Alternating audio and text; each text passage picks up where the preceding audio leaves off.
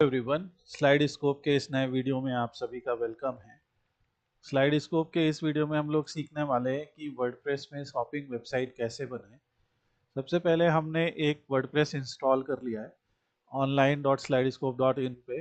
अभी हमने इस वर्डप्रेस वेबसाइट में कुछ भी और नहीं किया है, सभी प्लगइन्स एम्प्टी हैं और कोई भी नई थीम नहीं जोड़ी गई है। ये मार्च 2025 का वीडियो है और हमें सबसे पहले अपीयरेंस में जाना है और थीम ऐड करनी है। और यहाँ से जो थीम हम लेंगे वो है ASTRA, एस्ट्रा या अस्त्र थीम। इसको हम इंस्टॉल करेंगे। ये थीम इंस्टॉल करने के बाद एक्टिवेट कर दीजिए। इस थीम के साथ में हम सीधे कह देंगे I want to build from scratch.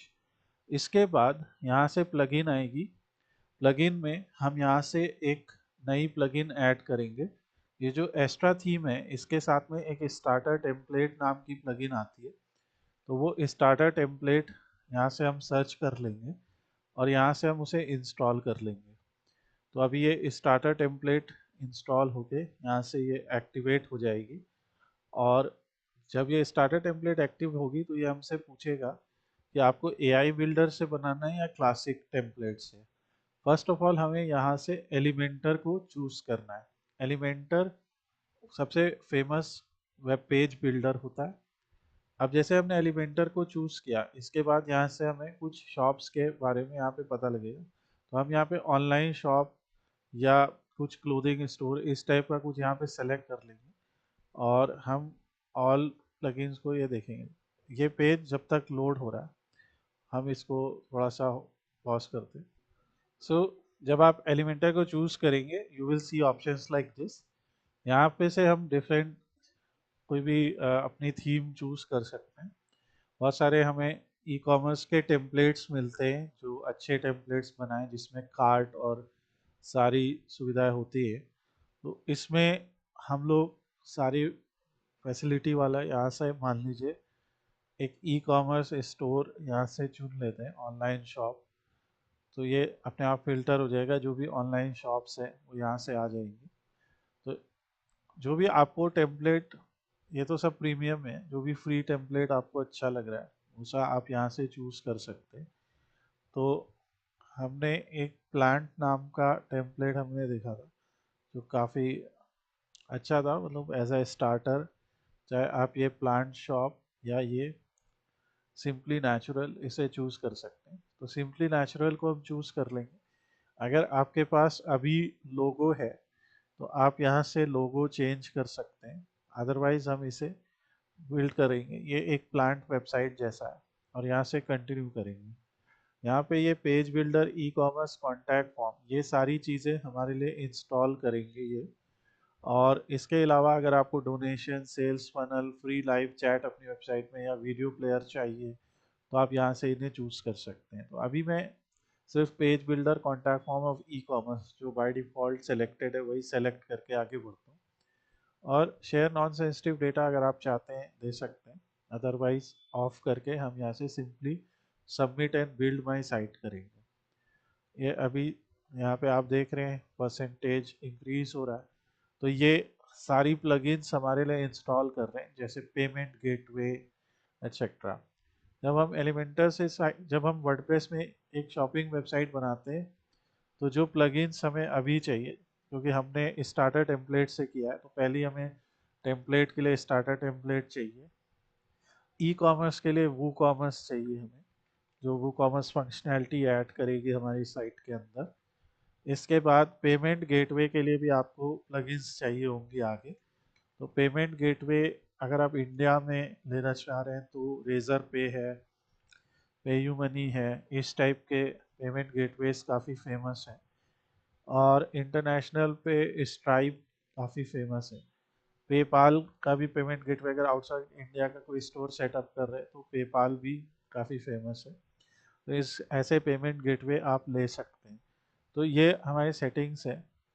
तो इसी सेटिंग के बाद देखिए हमारी साइट बन गई है। व्यू योर वेबसाइट करेंगे तो एक बेसिक वेबसाइट यहाँ पे सेटअप हो गई है। बेसिक वेबसाइट सेटअप हो जाने के बाद अगर हम इसके डैशबोर्ड पे जाएंगे तो डैशबोर्ड में आपको दिखेगा कि कई प्लगइन स्टार्टर टेम्पलेट ने हमारे लिए इंस्टॉल कर दिए। जैसे चेकआउट प्लगइन स्ट्राइप।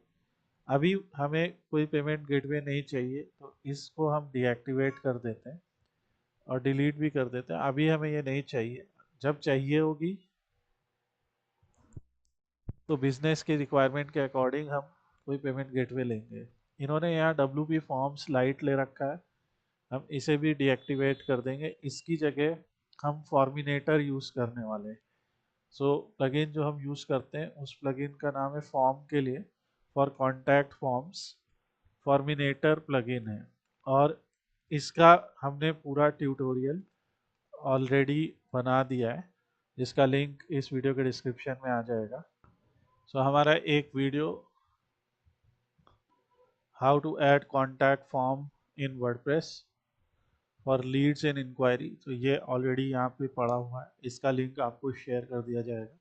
इससे आप समझेंगे कि किस तरह से एक हमारी वर्डप्रेस की वेबसाइट में फॉर्म ऐड करना है फॉर्मिनेटर के थ्रू, कैसे उसे डिस्प्ले करना है, सब कुछ आप सीख जाएंगे यहाँ से। नाउ इतनी प्लगइन्स के साथ हम आगे बढ़ते हैं, और हमारी जो वेबसाइट यहाँ पे सेटअप हो गई है। अब इसको जब आप लोड करेंगे तो आपके यहाँ पे दिखाई देगा। जब वूकॉमर्स में हमारी वेबसाइट ऐड होती है तो ऐड होने के बाद यहाँ पे प्रोडक्ट्स आ जाते हैं। यहाँ पे आप देख रहे हैं ऑल प्रोडक्ट्स की एक लिस्ट है, और यहाँ से आपको सारे प्रोडक्ट्स दिखाई देते हैं। यहाँ से आप कोई ऐड न्यू प्रोडक्ट कर सकते हैं।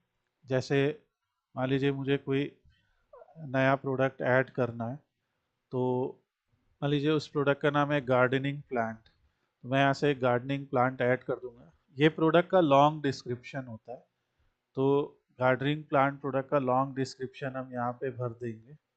सो हम चैट जीपीटी से रैंडमली शॉर्ट डिस्क्रिप्शन और लॉन्ग डिस्क्रिप्शन यहाँ से जनरेट कर लेते हैं, और यहाँ से जो इसका लॉन्ग शॉर्ट डिस्क्रिप्शन है वो हम यहाँ पे फिल कर देंगे। शॉर्ट डिस्क्रिप्शन में हम पॉइंट वाइज भी लिख सकते हैं, जैसे किस कलर का है ये प्लांट, कौन सी फैमिली का है प्लांट, एक्सेट्रा, किस पर्पज़ के लिए काम आ सकता है। और लॉन्ग डिस्क्रिप्शन में तो आपको पूरी डिटेल देनी पड़ेगी, ये आ जाएगा।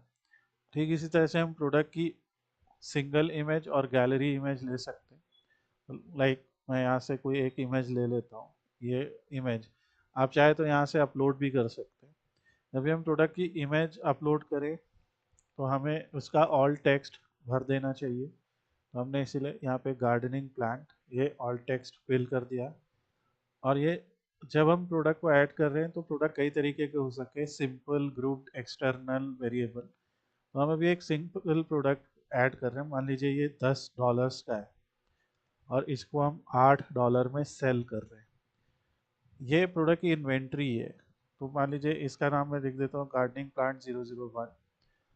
इसका जीटिन नंबर यानी ग्लोबल ट्रेड आइटम नंबर होता है, यूपीसी होता है। जब कोई ऐसे प्रोडक्ट होते हैं जो इंटरनेशनल लेवल पे जिनके एक्सपोर्ट होता है, तो आप यहाँ से उनके ये नंबर्स आपको अवेलेबल होते हैं। बुक्स के लिए ISBN नंबर होता है, वो यहाँ पे आप फिल करेंगे तो वो प्रोडक्ट आइडेंटिफाई हो जाएगा इंटरनेशनल लेवल पे।